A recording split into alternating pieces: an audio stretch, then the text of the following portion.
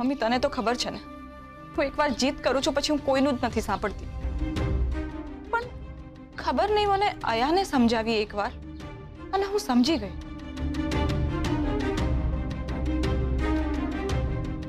હું વિચારતી હતી કે આ છોકરો પૈસા માટે આ ઘરમાં આવ્યો છે, પણ આ છોકરો તો સારો છે.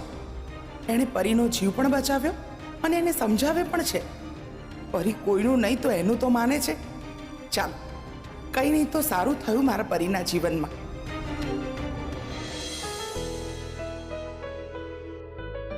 સરગમ, તું શું વિચારી રહી છે? એ જ કે રૂપ આપણા માટે કોઈ વરદાનથી ઓછી નથી. જો ને, આટલી બધી તકલીફો વેઠીને પણ એ આપણા માટે આટલું બધું કરવા તૈયાર થઈ ગઈ. એ તૈયાર તો થઈ ગઈ, એને ઘણું બધું કર્યું પણ ખરી, પણ હવે શું? હવે આપણે બસ રાહ જોવાની છે. 2-3 દિવસમાં ખબર પડી જશે કે રૂપના ઘરમાં બાળક રહ્યું છે કે નહીં. હું પણ ભગવાનને આજ પ્રાર્થના કરું છું કે આપણું બાળક આવી રીતે જ આવે. પણ આ કોઈના માટે સહેલું નથી, ના આપણા માટે, ના રૂપ માટે, ના મોટીબા માટે, ના ઘર માટે. પણ આપણે બધાને એક કરીને રાખવા પડશે. આપણે બધાને સાથે રાખીશું. હું આમાં તારી સાથે જ છું અને હંમેશા રહીશ. પણ તે રૂપ વિશે શું વિચાર્યું છે?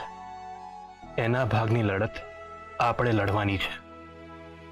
રૂપ સાથે અન્યાય થયો છે. કોઈ આપણી જમીન પચાવી પાડે તો આપણા હક માટે લડવું તો પડે જ ને. પછી ભલે એના માટે મહાભારત જ કેમ ના કરવી પડે. આ સમય જ એવો છે. એટલે જો રૂપ માટે આપણે મહાભારત પણ કરવી પડે ને, તો એના માટે પણ આપણે તૈયાર રહેવું પડશે. રૂપે આપણા ઉપર આટલો મોટો ઉપકાર કર્યો છે, એના બદલામાં એને એના ભાગની જમીન પાછી અપાવવાની છે, જે હું કરીને જ રહીશ. પણ સરગમ, આ તારા કે મારા માટે સહેલું નથી. એક તરફ સરોગેસી, એક તરફ રૂપ, એક તરફ મોટી ભારી બીમારી અને એક તરફ રૂપના ભાગની જમીનનો સંઘર્ષ. પણ આજ તો પરીક્ષા છે ને ધ્વનિત. પણ સરગમ, તો આ બધું મેનેજ કેવી રીતે કરીશ? મને તારી બહુ ચિંતા થાય છે. તો આ બધું કેવી રીતે કરીશ? હું આ બધામાં એકલી ક્યાં છું? તો છે ને મારી સાથે. આપણે બંને સાથે મળીને બધું ઠીક કરીશું. તો મારો સાથ આપીશ ને?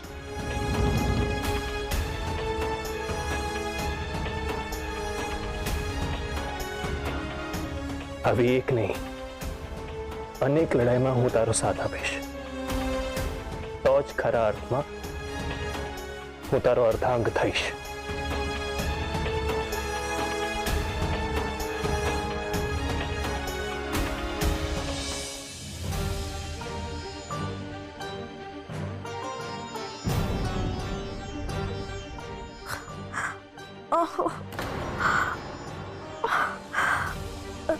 સરગમ દીદી, સરગમ દીદી, સરગમ દીદી ક્યાં છો? સરગમ દીદી દેખાતા કેમ નથી? ક્યાં જતા રહ્યા?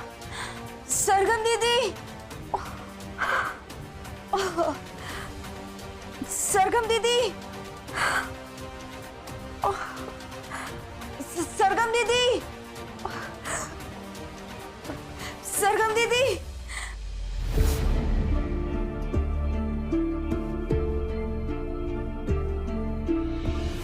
કાકી, લો જમી લો. ના, હું આ કઈ નહીં ખાઉં. અરે ઠીક છે, તમને શું ભાવે છે એ મને કહો, હું એ બનાવીને લાવું. તમને શું ભાવે છે? હું આ કઈ ખાતી નથી. મને આ કઈ ભાવતું નથી. પણ કંઈક તો ખાવું જ પડશે ને. તમે મને કહો તો ખરી, તમને શું ભાવે છે? આ ભાતથી મને નફરત છે ને આ ડીશમાં તું ભાત લાવી છે. મારે આ નથી ખાવું. ઠીક છે, તમે ભાત ના ખાતા, પણ રોટલી શાક તો ખાઓ. કંઈક તો ખાવું જ પડશે ને. પછી તમારે દવા પણ તો લેવાની છે. અને તમને ખબર છે, આ શાક રૂપે બનાવ્યું છે. બહુ જ સરસ રસોઈ બનાવે છે. અને રૂપ તમને બહુ જ પ્રેમ કરે છે. ખરેખર અમારી દીકરીએ બનાવ્યું છે. એને નાનપણથી જ રસોઈ બનાવવાનો બહુ શોખ હતો. અને એના બાપુએ તો એના માટે ઘરગથ્થા રમવાનો માટીનો સેટ પણ બનાવી આપ્યો હતો. હું રોટલા બનાવતી ને ત્યારે દોડીને વાસણનો સેટ લઈ આવતી અને રોટલા બનાવવા માંડતી.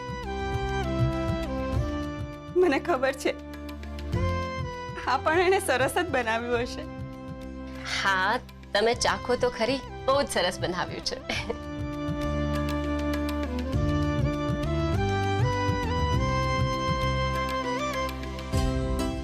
પછી તમારે દવા પણ તો લેવાની છે ને? હા, મારે દવા લેવાની છે એટલે જ હું આ ખાઉં છું ને.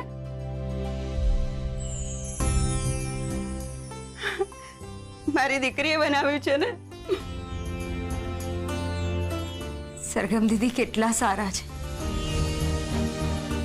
જે હું ના કરી શકી એ એમણે કરીને બતાવ્યું. અચ્છા, રૂપ નાની હતી ત્યારે એને બીજું શું શું ગમતું? એને સાડી પહેરવી બહુ ગમતી. એ નાની હતી ને ત્યારે એની બેનની ઓઢણી લઈને સાડી બનાવીને પહેરીને ફર્યા કરતી. અને જો કોઈ એને પૂછે કે તારે કેવો છોકરો જોઈએ છે તો કહેતી મારે તો રાજકુમાર જોઈએ છે,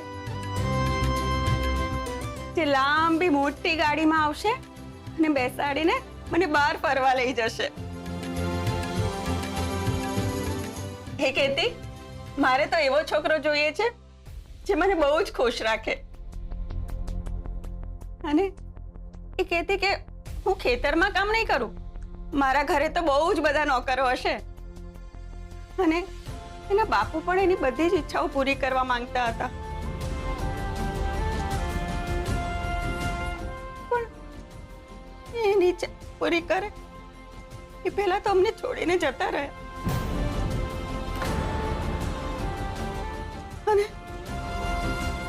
અને એમના ગયા પછી એ લોકોએ એ ખેતર લઈ લીધું.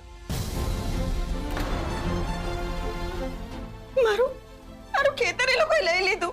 હવે મારી પાસે એ ખેતર નથી, મારી પાસે કઈ નથી. તમે ચિંતા ના કરો, હું રૂપને એનો હક, એનું ખેતર પાછું અપાવીને જ રહીશ. રૂપને એનું ખેતર પાછું મળશે? હા, પણ રૂપ દેખાતી નથી. રૂપ છે ક્યાં? શું એ મને છોડીને જતી રહી? ના ના માં, હું ક્યાંય નથી ગઈ. હું અહીંયા જ છું. જો મને એમ કે તું મને છોડીને જતી રહી. બધા મને છોડીને ચાલ્યા જાય છે. મારી બેન, બાપુ. પણ હું તને છોડીને ક્યાંય નહીં જઉં માં. આટલા વર્ષોથી એ ગુંડાઓએ તને બાંધીને રાખી અને તને હેરાન કરી, એટલે તારી આવી હાલત થઈ ગઈ છે. પણ હવે હું છું ને, હું તને છોડીને ક્યાંય નહીં જઉં માં, ક્યાંય નહીં જાઉં.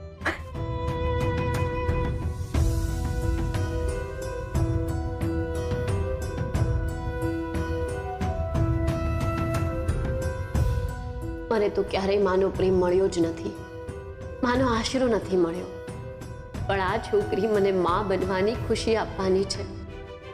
રૂપ માટે તો જે કરું એનું ઋણ ઉતારી નહીં શકું, પણ હું તારા ભાગની જમીન અને તારો હક પાછો અપાવવા માંગુ છું.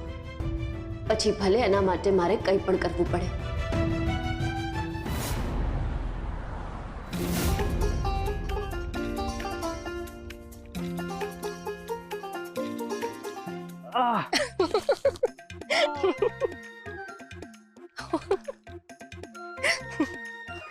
શું ઊભી ઊભી હસે છે? તો અહીંયા પડી ગયો, મને હાથ આપવાની જગ્યાએ તું હસે છે. એ તો પડતા પહેલા વિચારવું જોઈતું હતું ને કે હું પડીશ તો મારી વાઈફ મારા ઉપર હસશે. તને સચ પણ શરમ નથી ને? બસ હસે જ રાખે છે. હા, ઓહ સોરી આવી જા હવે.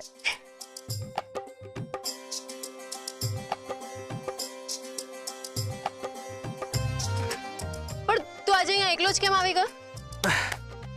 અરે આજે મને થયું કે આ બધું હું એકલો કરી લઈશ.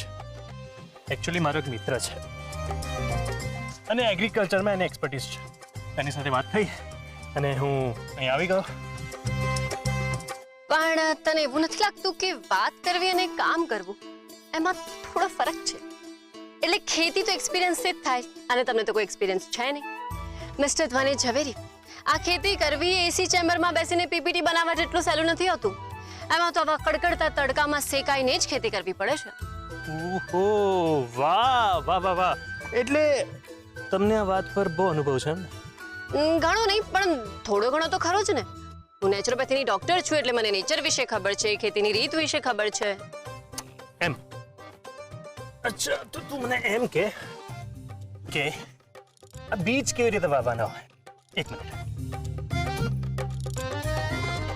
આ એક બીજમાંથી ઘણા બધા બીજ કેવી રીતે ઉગશે? બોલ. કશું નહીં. આ બીજને લેવાના, પછી એને જરૂરી આબોહવા અને તાપમાન જોઈને એને રોપી દેવાનું અને પછી જરૂર પ્રમાણે પાણી આપતા રહેવાનું. અચ્છા, એમ. તું વાવ. પણ અહીંયા બધે જ તો ના રોપી શકાય ને. એક્ઝેક્ટલી. આ જમીન પર કેવી રીતે રોપીશ? પહેલા એને બરાબર ખેડવી પડે, રોપવા લાયક બનાવવી પડે, પછી જ બધું થાય. શું ડોક્ટર અને શું તારી નેચરોપેથી?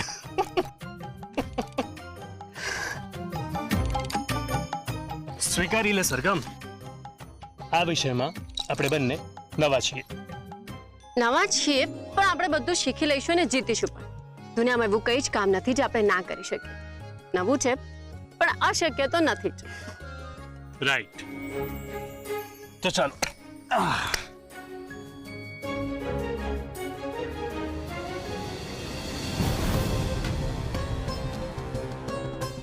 છોડી દો હવે આ બધું. આ તમારા કામનું નથી. શું છે કે અમે તમને એ જ સમજાવવા આવ્યા છીએ કે આ બધું તમારા માટે નવું છે. શું કામ ખોટી લમણાજીકમાં પડો છો? આ તમે શું છે કે એસીમાં બેસો ને પેલું પીપીટી બનાવો.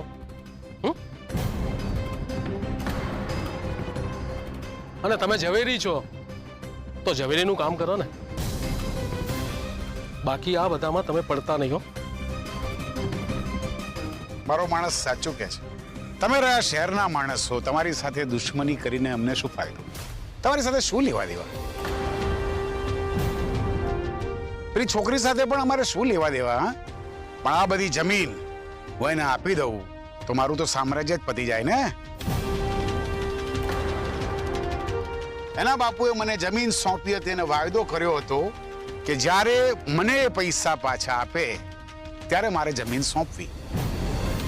પૈસા હજી મને પાછા મળ્યા જ નથી અને હવે તમે ખેતી કરવા આવ્યા છો અને છોકરી માટે લડો છો. એક કામ કરો, મારી સાથે ભાગીદારીમાં જોડાઈ જાઓ અથવા તમે જે પણ પૈસા કહેશો એ હું તમને આપવા તૈયાર છું, પણ આ જમીન ઉપરથી નજર ખસેડી લો. લાગણીની શું કિંમત લગાડશો તમે? હા, આવી બધી વાતો મારી સાથે ના કરશો. તમને એમ કે હું ભરમાઈ જઈશ એમ? આવી બધી વાતો છે ને ફિલ્મોમાં સારી લાગે. તમારી પાસે બે જ રસ્તા છે. એક, મારા રસ્તામાંથી હટી જાઓ અને બે, તમે આ ખેતરમાં ખેતી કરો પેલી છોકરી સાથે, પણ એ થવા નહીં દઉં.